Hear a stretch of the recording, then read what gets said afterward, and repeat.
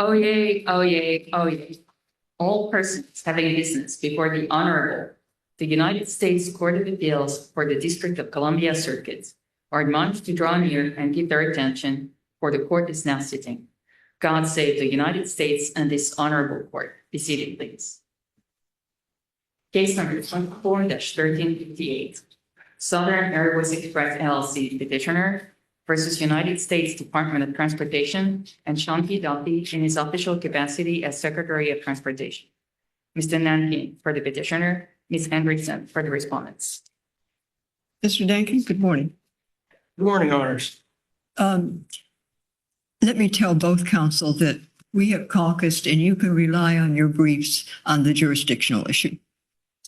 So if you'll just go straight to the merits. Thank you, Your Honor. May it please the court. My name is Kenneth Nankin. I represent the petitioner in this appeal, Southern Airways Express LLC. Your Honors, in preparing for this argument, one line in the department's brief caught my eye on page 11, that in selecting SkyWest to receive subsidies for essential air service at Morgantown, West Virginia, the department's, quote, determination was wholly reasonable in light of the evidence received by the department in this proceeding. So, Your Honors, this statement raises the question, what was the evidence received by the department in this proceeding? In particular, what was the evidence received on perhaps the most critical factor that the department was required to consider under the mandatory EAS statute? Quote, the demonstrated reliability of the applicant in providing scheduled air service. That's 49 U.S.C. 41733C1A. On the topic, Your Honors. Yes, Your Honor. Ask you, so there is an exhaustion requirement Yes, Your in Honor. the statute. And I guess I'm not sure how in a proceeding like this for an EAS, in this type of proceeding, how would a competing bidder make an objection? Yes, Your Honor. Because your comments that were submitted as part of the proceeding were understandably focused on why Southern Airways should get the subsidy, but not necessarily, there were no real comments about why, for instance, SkyWest shouldn't get the subsidy. So how would you preserve objections or exhaust objections in this type of proceeding? Yes, Your Honor. Well, first, I would note that exhaustion was not an issue that was argued in the briefs by the department. Of course, this does not waive the issue, but if the respondents thought this was a valid argument, certainly I would think that they would argue. They would argue exhaustion and standing freely. But more important, Your Honor, I do believe that Southern complied with the statute, the form, and the substance of the statute. There was a requirement, yes, that's 49 U.S.C. 46110D, a requirement for prior objection, Your Honor. And there were comments that were submitted in the proceeding. Comments go to the insufficiency of the order granting SkyWest, the EAS award. Your Honor, the comments were actually submitted prior to the final order. Right. Yes. So I'm wondering if there's some. I can maybe ask your colleagues on the other side. Like, is there a mechanism for seeking reconsideration of an order or something like that? Your Honor, required for exhaustion. Yes, there is a mechanism for seeking reconsideration, but in those comments, Southern, the petitioner, did in fact not only tout its own proposal, but exhorted of course, the department to consider the mandatory factors that was required to consider, including the total cost. And it did deal, in fact, with some of the elements of the other proposals that were made by the other applicants. So, Your Honor, I think it's important to note that in the statute, the requirement for prior objection, there's no requirement that there's a prior objection to the order that was issued by the department, just that the prior objection be made. And I think that, in fact, there was a prior objection because Southern saw the other proposals and saw that they were deficient and saw that this was an opportunity before there was a ruling, an order by the department to go ahead and address those deficiencies and also to suggest that it had the superior proposal.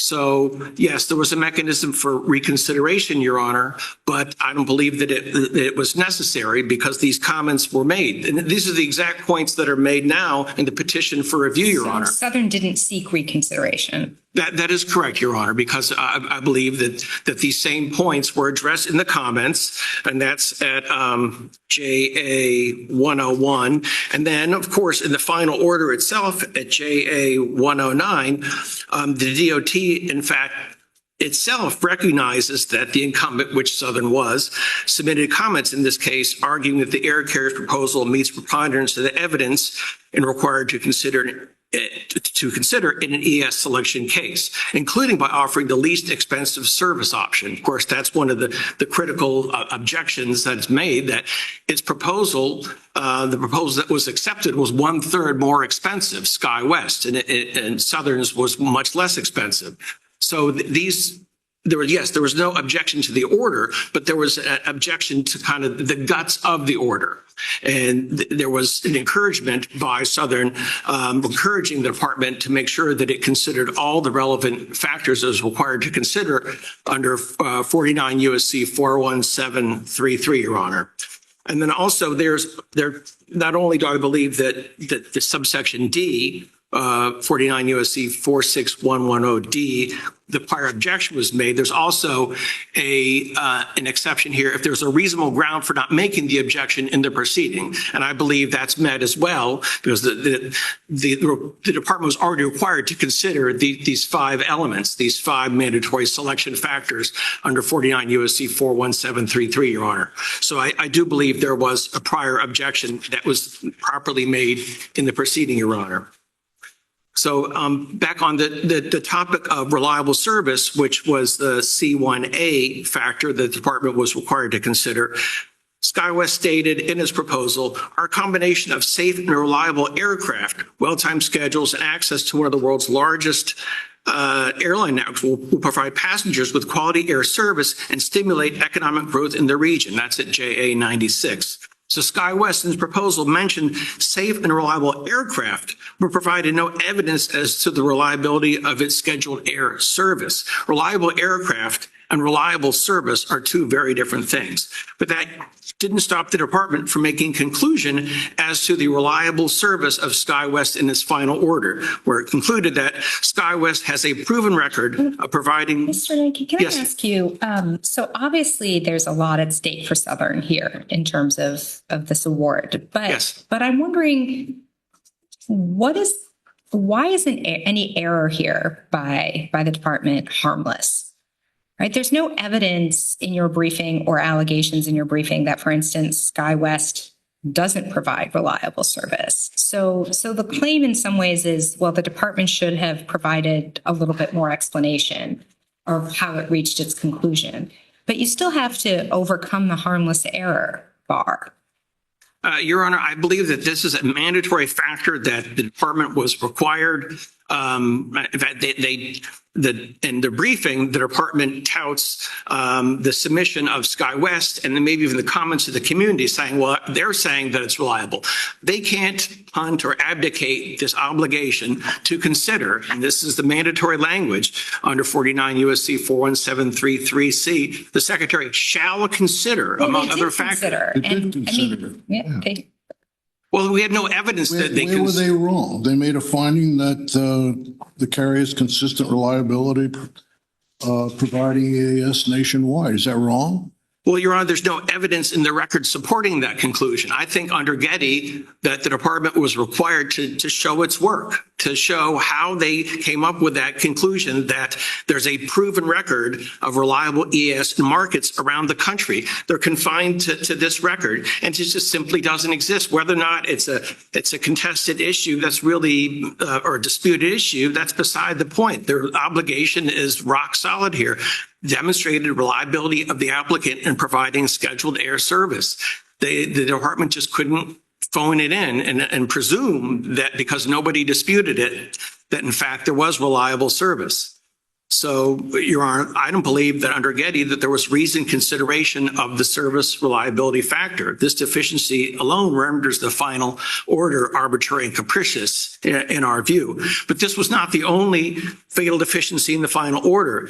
The department also failed to engage in reasoned consideration of the total compensation factor that it was required to consider, 49 U.S.C. 41733C15. As I noted before, SkyWest's subsidy request was about $2 million per year more expensive than Southern's proposal, or one-third more expensive.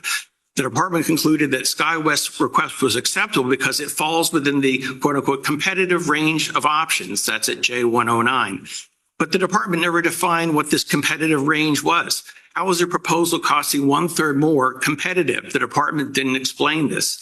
It seems that the department's competitive range was defined by whatever request the applicants happened to submit. But that's not reasoned consideration of the mandatory cost factor. Well, it's reasoned consideration when they took into account all the factors, the reliability, which I'm not sure what you're objecting to. You're not pointing to anything to suggest that they were wrong in saying that the competing airline had a record of reliability, code share, where you're clearly on the wrong end of it, and preferred choice, where you're clearly on the wrong end of it. When you read this record, it's pretty clear what the agency is saying. They have the support of the market, clearly over you. They had the code share, clearly over you, and they are reliable. And the money is not unacceptable to the agency. That's terribly reasoned to me. I don't know what's tricky about that. And they beat you out in 2 or 3 factors easily, undisputedly. And so you want to make a lot on the fact that the agency wouldn't count the cost as being disqualifying, and wouldn't count it more. Why should they have to? They said it was within a range, and it was not in the range that was out of the question. They made that very clear. What's tricky about this decision? This is not a hard decision. Well, Your Honor, I believe that reasoned consideration of costs, which is required by the statute. They did. They said it was within the range, and they said reliability, code share, and preferred choice by the community beats you out. Your Honor, I would say that. And you want to say, well, forget all those things. We want to go right to cost because we beat them on cost. And the agency was saying, no, it was not within the range where we would say unacceptable. Your Honor, I would disagree. My view is that reasoned consideration of cost is having a budget, having parameters in mind based on the experience. And they have to put in an accountant's statement. What do they have to do? Not to win the whole thing on cost. What is it they have to show? Well, Your Honor, I say we win on not just cost, but on the reliability factor as well. I think they have to explain why, in fact, a proposal that's so much more is justified in terms of the past experience of other subsidies, ES subsidies at Morgantown. I don't think that they ever explain why a proposal is that much more acceptable. This is why the exhaustion requirement is important, because your main claim is a failure to explain claim. And if you had raised that to the agency, they could have written a few more paragraphs explaining their view. And then we would have that here. But instead, you've come straight to this court without bringing those objections to the agency. And so if we were to remand for, you haven't shown that they would come up with a different conclusion. So, these things are interrelated, the failure to not raise objections and the type of failure to explain claim that you're bringing. Your Honor, I would respectfully disagree, because in the comments that were submitted before the final order, Southern could see that this was coming potentially. So that's why Southern took the extraordinary step of submitting these comments before the final order that specifically highlighted the importance of reasoned consideration of that 5th factor, the total compensation proposed. And what did those comments say to show that SkyWest was not reliable? It did not, Your Honor. Of course it didn't. And so the agency's claim or suggestion was not refuted. So you didn't have anything there. You certainly have nothing on code share, and you have nothing on preferred choice, because the community had expressed its preference. So I'm not getting it. You're boasting on having had the opportunity to present the case before the order came out. And so I'm saying, well, what did you present on reliability? And you say nothing. Oh, even though you knew that was going to be a factor against you. Well, Your Honor, when the comments were submitted, of course, that was before the order came out. So But there you was just no. got finished telling us you knew what was coming. And so you might have guessed that reliability was not going to work well for you. You certainly knew code share was not going to work well for you, and you knew preferred choice was not going to work for you. So I'm not sure what, you have an obligation if you're challenging the absence of substantial evidence or reasoned decision-making, and you want to take that chance, and you want to present something to make sure the record's complete, you got to say something. You didn't say anything. You're just saying we don't want to lose. Your Honor. And we got costs. We think we'll win on cost. Well, the agency said, maybe you are better on costs, but it's not dispositive. And they explained it. Again, Your Honor, respectfully, I would disagree, especially as to the cost factor that was extensively addressed there in the comments that were submitted before the final The order. agency gave its explanation. They were within a range that was not, the agency was not going to find that was impermissible. It was not the best, but it was not the worst, and it was not out of a range that the agency was willing to pay. Your Honor, again, I think the department had an obligation to define what that competitive range was and engage in reasoned decision-making, explaining why a proposal that was so much more expensive was going to be acceptable in the selection of an airline other than the incumbent, Southern, Your Honor. I think what they're saying on this record is because they're so much better than you on reliability, code share, and the community prefers them, not you. It kind of speaks for itself. So then the only thing the agency has to think about is, do we have the money and are we willing to spend at this level? And they said, and they explained it, and they said, yes, we are. We don't think this is prohibitive. I mean, it's a pretty straightforward, talking about substantial evidence. We've seen cases up here where there's nothing and the agency has said nothing. That's not this case. I don't know what more you want them to do. Again, Your Honor, especially on the factor of reliability, yes, it wasn't a disputed issue, but I think they had an obligation to fulfill the statutory requirement of explaining why in the record this particular applicant had demonstrated reliability of its scheduled air service. And they simply didn't do that. It was just taken as a granted. It was just phoned in, Your Honor. And I think that on its face is insufficient. Let me ask you just one question. Did you make any attempt to say, well, we can offer flights to Chicago, or we can get bigger planes? I mean, I see this as an issue of service. The locals and the leaders or whatever, they wanted, first of all, larger planes, and they wanted to be able to get to Chicago rather than Pittsburgh. No, Your Honor. This was the routing that was proposed. There was no attempt to change that or do Could you have said, well, let us see if we can get a Chicago route with bigger planes? Well, that was just incompatible with the routing network that Southern had, and also the aircraft that says Cessna aircraft that have the very reliable, very popular 9-passenger aircraft, as opposed to the 50-seat regional jet aircraft that I believe SkyWest has. Okay. We'll give you a couple minutes to reply. Thank you, Your Honor. Ms. Hendrickson?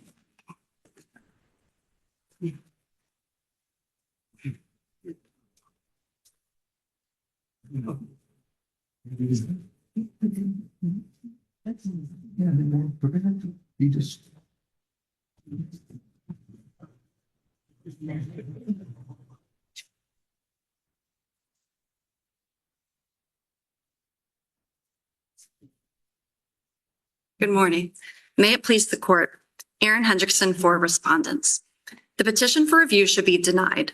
The department selected SkyWest to provide essential air service in Morgantown, West Virginia, based on a reasoned evaluation in which it considered all 5 of the statutory factors.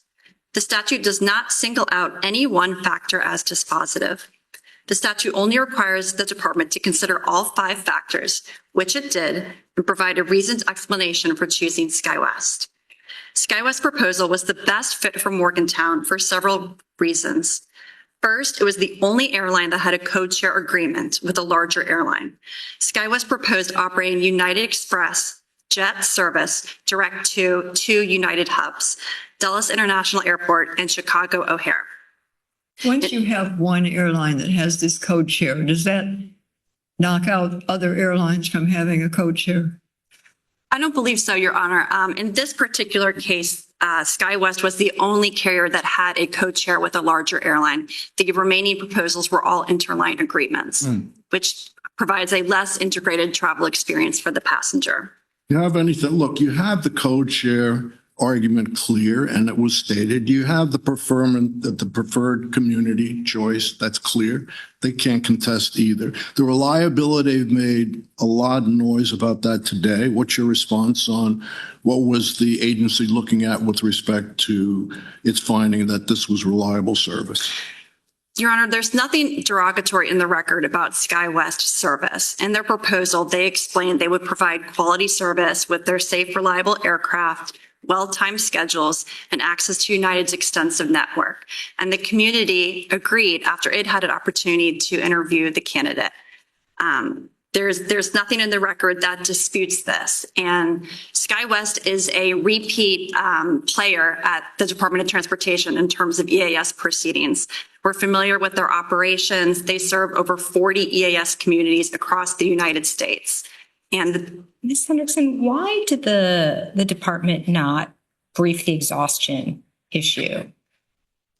I mean, is it common for there to be a motion for reconsideration of these orders when someone is disappointed they didn't get the subsidy? What is the process for that? that often is the case, Your Honor, where a disappointed bidder will file a motion for reconsideration with the agency. And then, and if it's a failure to explain, does the agency just provide more explanation? I mean, what's the normal? Yes, Your Honor, that's typically what happens. The department will engage in a more detailed analysis in their order to further explain why they selected the carrier in the first instance. Yes. We did raise that in our opposition to petitioner's emergency stay motion, which this court denied last December. Now, my understanding of the record on the reliability is that SkyWest asserted it, that is, the reliable nature of their service. And that is on the record for anyone to refute if they wanted to. That material with respect to the performance of airlines is readily available, right? That's correct, Your Honor. And the Southern didn't put anything in their papers opposing the commission's coming decision to suggest that, in fact, that is not true. They really have not been reliable, and here's what shows it. So if you look at it as the burden of the party asserting the absence of substantial evidence, they certainly didn't meet that. They didn't say anything to suggest it.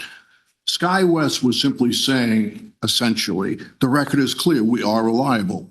And indeed, they suggested nothing to the contrary. Is that your argument? That's our argument, Your Honor. And you're correct that Southern did submit a comment in this proceeding, and they did have the opportunity to raise any issue that they thought SkyWest had in regard to service reliability, and they failed to do so.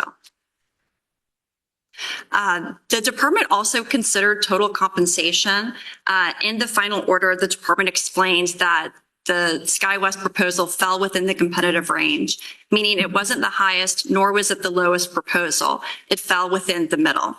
And the department naturally considered the value it was receiving for this cost.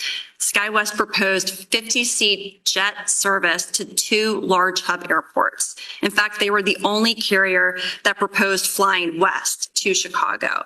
In comparison, although Southern's proposal was the cheapest, they proposed flying 9-seat turboprop aircraft to 1 medium hub airport, Pittsburgh, and 1 large hub airport, Dulles International. When Congress included the total compensation factor during the 2024 FAA Reauthorization Act, it did not instruct the department to pick the cheapest bid, nor did it say that this should be given greater weight than any of the other factors. The department did consider total compensation.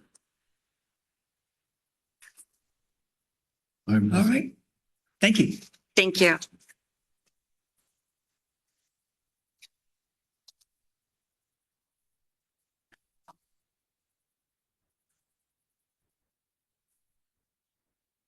Why don't you take 1 minute?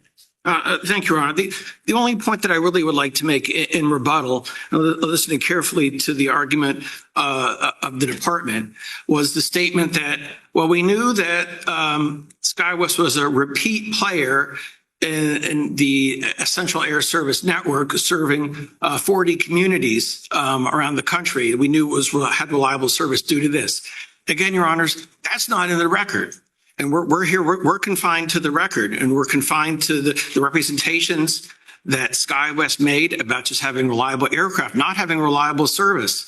And then we have the department making a conclusion about what they believe is reliable service, but there's no reason consideration of evidence is in the record that is supporting that conclusion, Your Honor. So for that reason, I believe that, but alone, that the final order is arbitrary, capricious, and the petition for review should be granted, Your Honor. You're suggesting that SkyWest said, I want to make sure I'm hearing you straight. You're suggesting SkyWest merely said we have reliable planes, but we don't have reliable service, or we're not going to suggest we have reliable service? That's your assertion? Your Honor, that's their statement, not mine, Your Honor. That's JA 96, our combination of safe and reliable aircraft. Maybe they presumed everyone just knew they had reliable service, but again, it's a statutory requirement. If we get to where we're supposed to go on time and safely. Well, I mean, that's, again, Unreliable, you don't get there. You have problems, accidents. They're making the assertion of reliable, and the problem for you is there is a public record of airline performance. And if you would wanted to refute that on reconsideration, that was easy. That was easy. Because they have a bad record, you could have shown that in a heartbeat. again, I believe that the burden was on the department to show that its conclusion that there was reliable service was supported by the evidence in this record. And again, I don't believe that evidence exists in this record, Your Honor. Okay. All right. Thank you. Thank you. Thank you, Your Honors.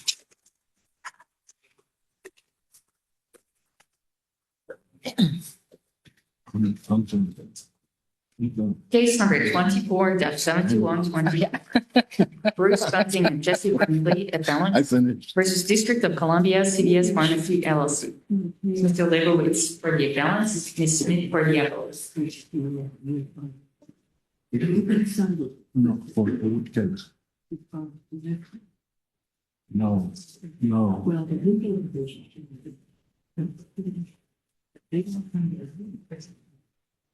Who's it?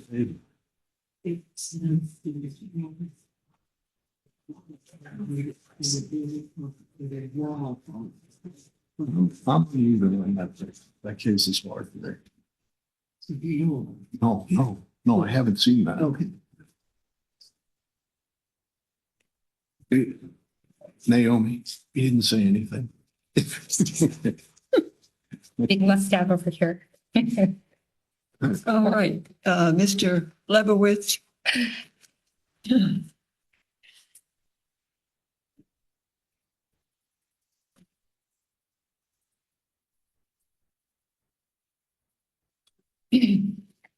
I was told to try to make this higher. Good morning, Your Honors. Good morning. On December 24th, 2024, Dr. Bruce Bunting did something we all do, something that's common in an everyday experience. He ran to the CVS near his house on MacArthur Boulevard in the Palisades to pick up some things on the day before Christmas. When he walked out of the CVS, on his first step, he slipped and fell on the wet ground. There's video of the fall. There's pictures taken shortly after the fall.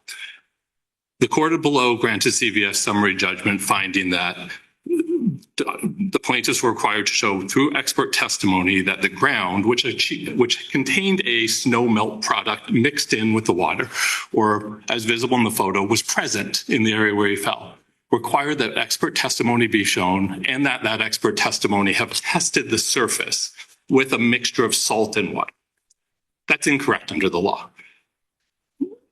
This court's duty in the diversity case governed by DC law is to achieve the same outcome that would result if the DC Court of Appeals considered the case. That's from Novak. And to do that, the court looks to published opinions from the Court of Appeals. We have guidance very recently from the DC Court of Appeals on a slip and fall case. In supplemental authority submitted by appellant Jenkins v. Redcoats, decided 2 months ago, by the Court of Appeals. The Court of Appeals looked at the issue of whether expert testimony is needed in a slip and fall case. And they said, in a typical slip and fall case, lay people do not require expert assistance to determine if a warning was adequate. They said that slip and fall cases will usually fall into the common sense category. And a lay juror could determine from their common knowledge and everyday experience whether defendant exercised reasonable care in warning passersby of the hazard caused by the wet floor. Mr. Leibowitz, if this court were to agree with you that an expert was not necessary to establish the standard of care under DC law, what would be the next step procedurally? To remand for continuing for trial. I mean, there was no Daubert challenge filed. There might be motions in limine filed. Would we have to also conclude that there was a genuine issue of fact for the jury? And if we were, would we have to reach that determination in order for you to proceed on remand? I don't believe so, Your Honor. I mean, the court does review this case de novo, and certainly could, but the full gist of the court's opinion granting summary judgment was just that an expert had to test the substance with water and salt mixed together. That essentially guided all of the opinions. And if the court agrees with the DC Court of Appeals that we don't need expert testimony, then I think the issues that remain are jury issues, right? Everything else in this case goes to the weight of the jury, right? And I'm happy to talk about that because that is the second. I view this appeal as involving two issues. There's a third issue, which is the negligence per se regulation. But at crux here, there's two issues. One, do we need an expert? Two, did the experts we provided, is their data reliable and sufficient under Rule 702? But in all the cases we cite on the reliability issue, make it clear that that's an issue for the jury. Right. The differences in methodology in testing is a jury issue. So if the court believed that, so the court would be within the rights here to remand it based on the fact that no expert testimony was needed. But if the court did decide to explore whether expert testimony is needed, I think this court could be easily guided in that determination by the cases cited in appellant's brief. Including, this issue has been looked at by other circuit courts. So we cite to Buscaglia v. United States, 25 F. 3rd 530, the Seventh Circuit in 1994, which was evaluating whether a tile that was tested for slipperiness that had wax on it needed to have wax on it when it was tested, right? Could they test just water and wax or just wax? How about addressing our own precedent, Briggs, which Judge Edwards authored? Was pretty categorical about the fact that the DC Court of Appeals requires expert testimony, I think in his language, that in a number of cases that on first blush appear to be within the realm of common knowledge. And we've followed that since 2007 when it issued. Correct, Your Honor. In Judge Edwards in Briggs, as you're obviously familiar, surveyed DC Court of Appeals opinions in reaching that conclusion to look for, are there cases is this case like those others, right? And the latest case that was surveyed was from 2000, right? If you look at the Court of Appeals cited, those cases surveyed, the last one was from 2000. Cozio v. DC was ruled on in 2008, about a year after Briggs. And that's a slip and fall case. And in Cozio, that's a slip and fall case where an inmate at a jail slipped in a shower, right? And at first the court said, oh, this is very complicated. How do you maintain showers in prison, right? Like, what's the schedule? And then the Court of Appeals looked at it and said, no, this is actually just about, was the surface wet? And was there notice? And the Court of Appeals said, yes, the plaintiff can show that without expert testimony. It's a slip and fall But the case. difference in your case is that,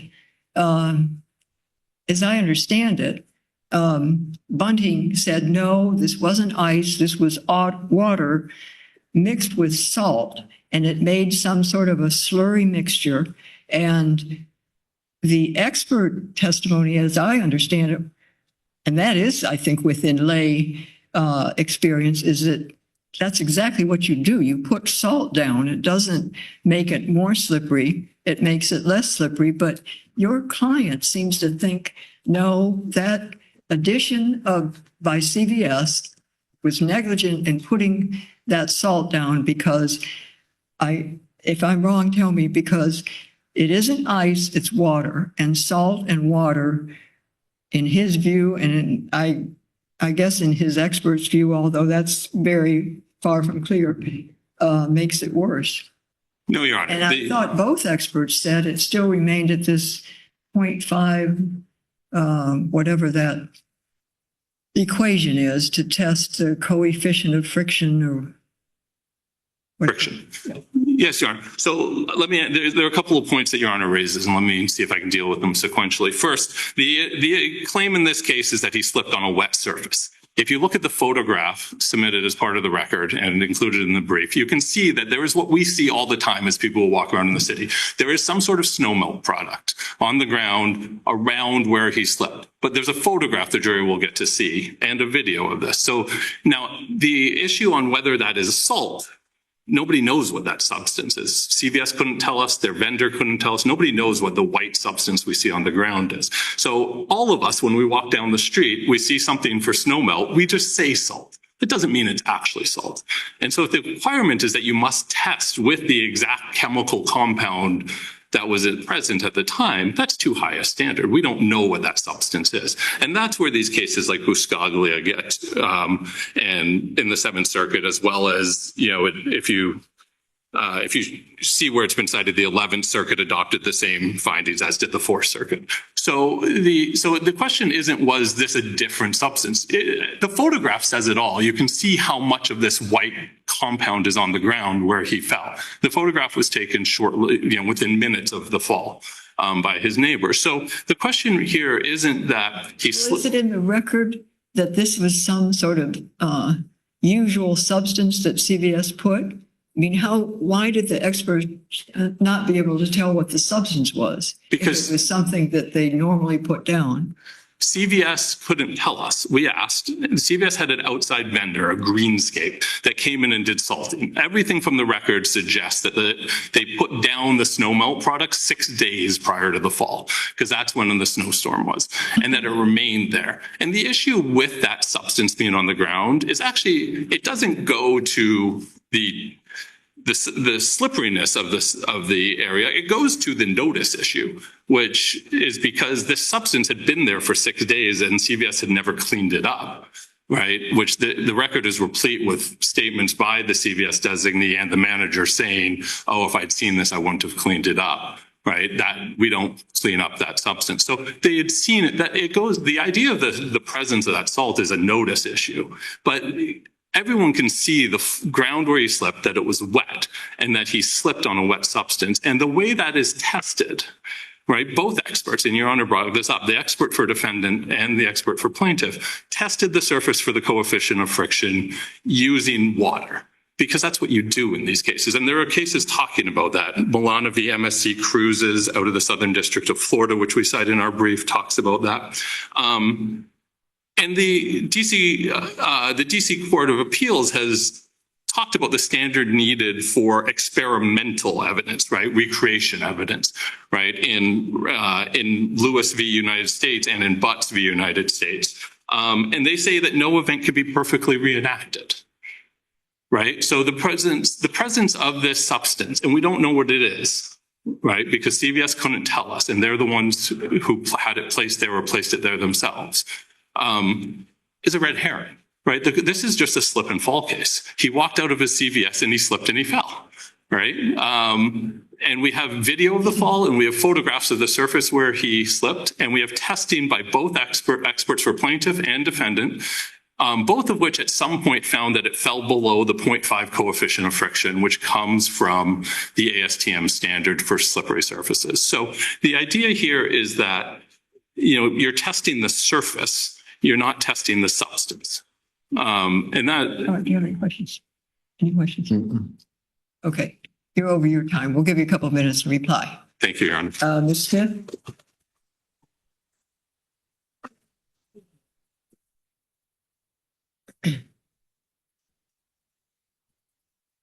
May it please the court, Jessica Smith for District of Columbia CVS. So the district court properly granted summary judgment here this is a case that required expert testimony on the standard of care and on the deviation from the standard of care. Plaintiff, contrary to what's been alluded to here today, unequivocally testified that he fell on a mixture of salt and water that made a slurry. And as Judge Henderson alluded to earlier, we all know that generally salt on a substance makes it less slippery. Here, if plaintiff is claiming that that actually made the surface more slippery, he was required to provide expert testimony explaining that that presence of salt was in fact a deviation. Now, Dr. You Harris, know there was salt? plaintiff identified it as salt multiple times in his testimony. He uses salt, he says at page 82 and 83 multiple times that he's 100% certain that he slipped on water and salt. In fact, he goes so far as saying that his face was close to the ground. He had an opportunity to observe it for a long period of time. So plaintiff himself gives no doubt that it was in fact salt. So here we're talking about the mixture of salt and water, the impact of which is not within the ken of your average juror. So expert testimony was in fact required here. Now the testimony submitted. Elizabeth, don't we, I mean, under our case law, we consider de novo what the standard of care is. And for that, we have to look at the DC Court of Appeals opinions, which seem to have changed substantially since our 2007 opinion. So like in Redcoats, I mean, it seems that the DC Court of Appeals is moving away from expert testimony in these types of slip and fall cases. So what are we supposed to do with that seeming evolution in the DC Court of Appeals? So I'd also like to highlight that Rule 702 has been amended with the idea of increasing the role of gatekeeper of the courts to keep out these opinions, expert opinions that are. Well, but that's a secondary question. As first question is, do you even need an expert in this type of case? And on that question, the DC Court of Appeals in Redcoats and Cosio and other cases seems to be moving away from its earlier standards, or maybe completely having moved away. And if our job sitting in diversity is to follow the DC Court of Appeals as it is, how do you prevail under the current standards in the DC Court of Appeals? Well, this case is different than some of the ones that have been discussed because it involves this issue of the salt in addition to water. This is not an issue. There's a standing puddle that has been known about for a very long time that everyone can observe that there was a puddle that could be slippery. Here we have this idea that it's the salt that is something that all plaintiffs' experts agree is put down to improve the safety of a surface is now being alleged that it in fact makes it less safe and more slippery. So this is distinguishable from the cases that plaintiff is relying on here because we have this unique element. It's not just a slip and fall for that reason where he's actually claiming that something that is generally used to protect pedestrians is in fact unsafe here, especially under the conditions that we have here where we knew temperatures were at freezing and were planned to go back to freezing the day after this event, and the salt was just present on a warm day. And in fact, that Lisa Rose says that 24 hours in advance is the appropriate time frame to apply the salt. So we have all these factors weighing against the idea that this is just a simple issue. Whether the salt was properly applied or not is not a question about the slip and fall. That's a question about the duty of care. Right. So that's a different question. Right. Well, even so, this salt issue is unique to this case compared to the other ones that have been discussed. How so? I mean, I have the same concern that my colleague just raised. I'm not understanding what are you making of the salt? How does that work favorably for you? That doesn't mean, they don't mean to suggest it wasn't slippery because there was salt there. They may have observed, as they did, there was a mixture of salt and water, but so what? What does that do for you? So plaintiff is claiming that this substance, the salt, which is meant to make surfaces, and all of the experts say application of salt makes the surface less slippery. He's claiming here that it made it more slippery. He has no expert testimony that is capable of demonstrating that because their expert never tested the coefficient of friction. He never indicated how salt, in fact, in this instance, would make a substance more slippery, how the salt would react to the water with the water. under these conditions to in fact increase a slip hazard. He is nothing supporting that because his Is there expert. no evidence that says, is there no evidence in the record to indicate that you can slip and fall on this kind of a surface that includes salt and water? There's certainly no evidence suggesting that if there's salt there, you won't slip. Well, anything is possible, but the plaintiff had to actually prove what the standard is. And Prove that what? I'm trying to understand what you're trying to make of the salt.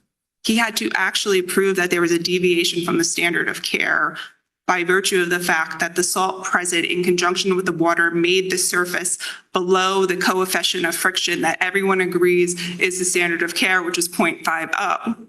He never submits any expert testimony demonstrating that because his expert, in fact, did not give us a coefficient of friction. He claimed that it was only testable through a non-portable James machine, which is a laboratory device. But whether the expert testimony is sufficient is a different question from whether you need expert testimony in the first instance or whether this is something within the ordinary understanding of a layperson, i.e. a juror. I do understand that. And like I said, and the DC Court of Appeals seems to have repeatedly said in recent years that this type of, that you rarely are going to need expert testimony for this type of case. And only maybe in, professional malpractice cases, the rare instances where you're going to need expert testimony. I mean, most jurors would be familiar, arguably, with, going to a CVS on a rainy day and, what that looks like in terms of water and salt or snow melt. Before you answer, am I wrong about the record? I thought that the plaintiff was the one insisting on expert testimony in the slurry, whatever it was, had to be tested. We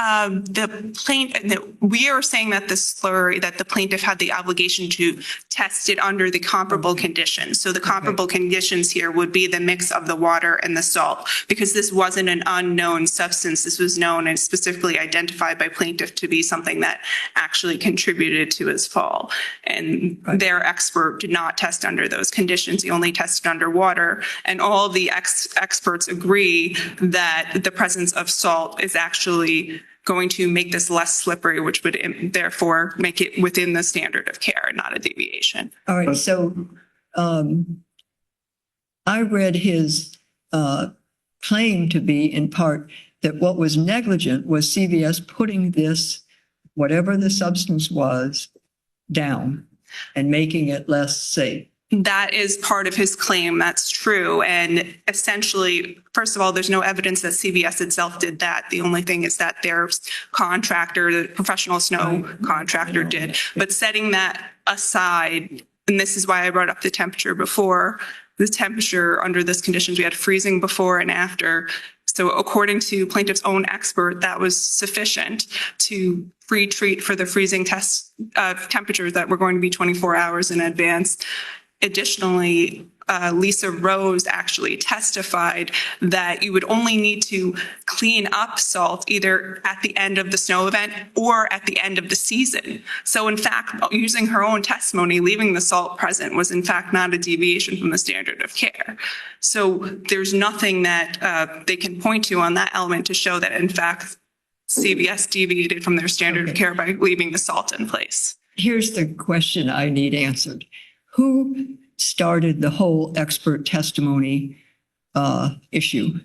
I thought that from the way the plaintiff presented his case, he said what CVS did wrong was put whatever the substance down was to put it down. And that is something that it seems to me a lay jury cannot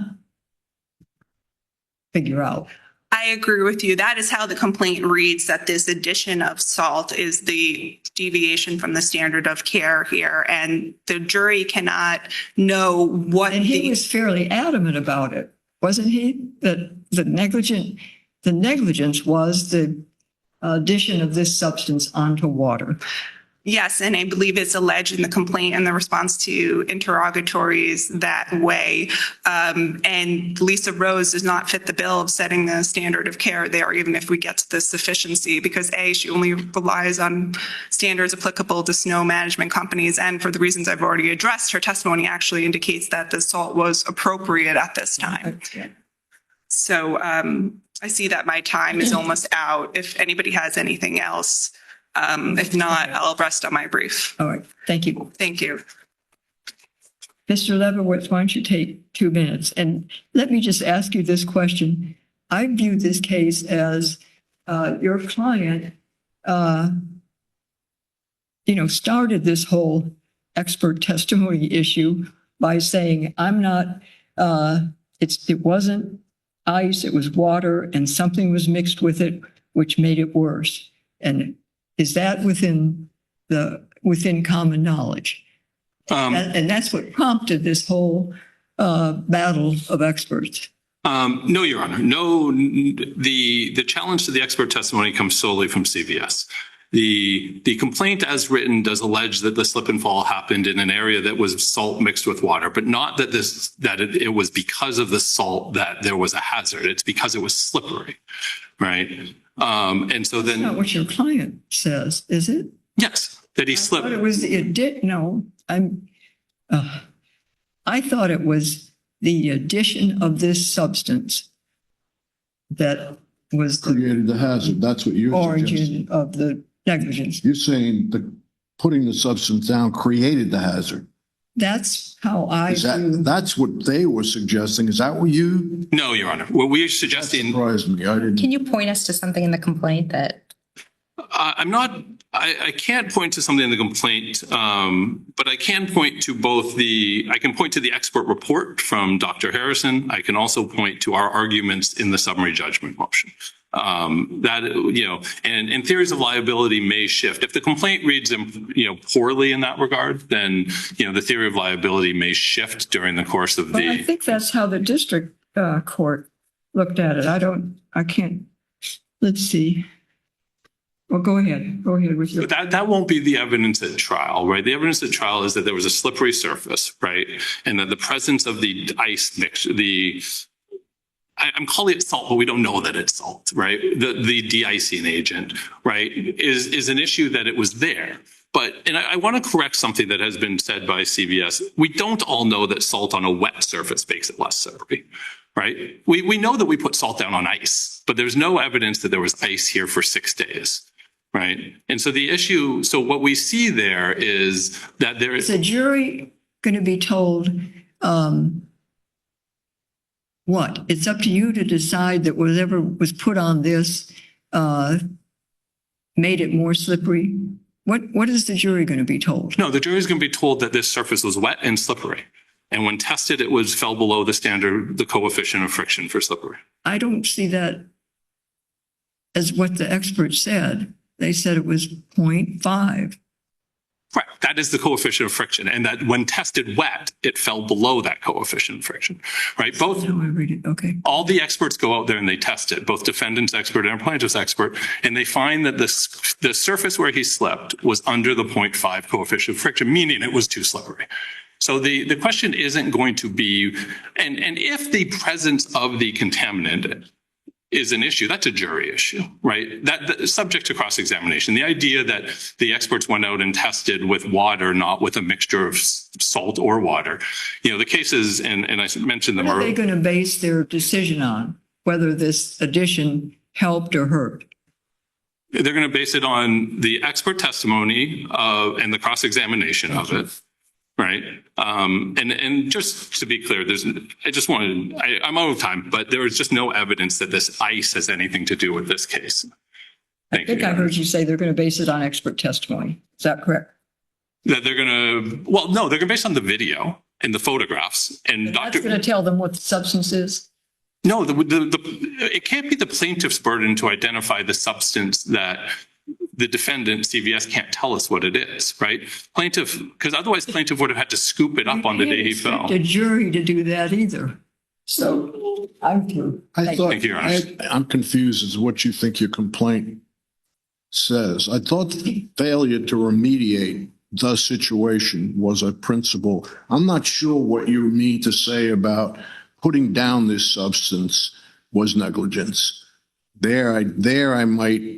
One wonders why not, why wouldn't we need an expert? But failure to remediate, I don't know why you need an expert on that question. I thought that was your principal. Correct. That's what I said earlier. The presence of the snow melt product 6 days after it was applied shows us that CVS never went and cleaned up this area.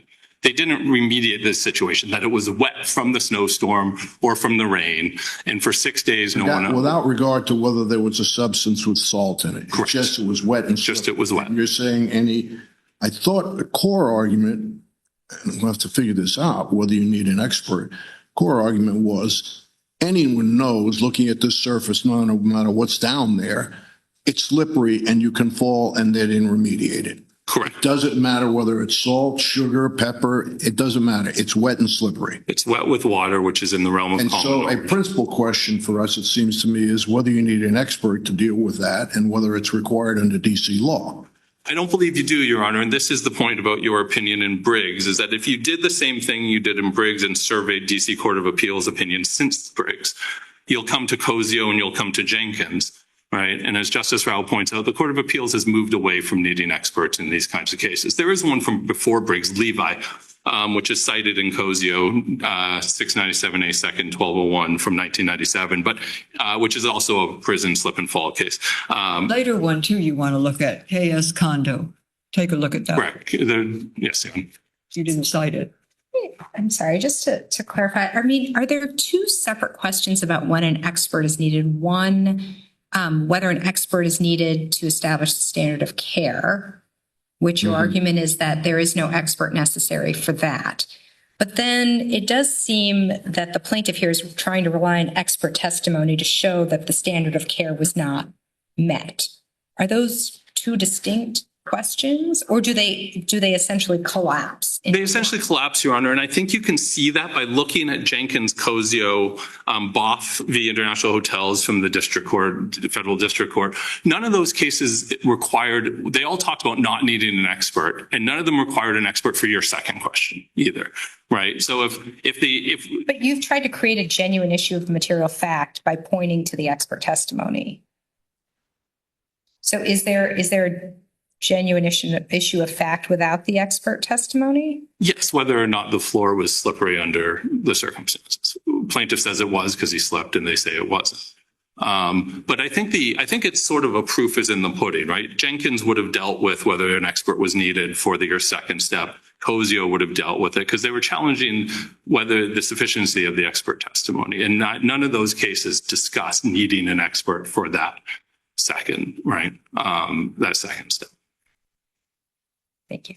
Thank you, Your Honor. Thank you.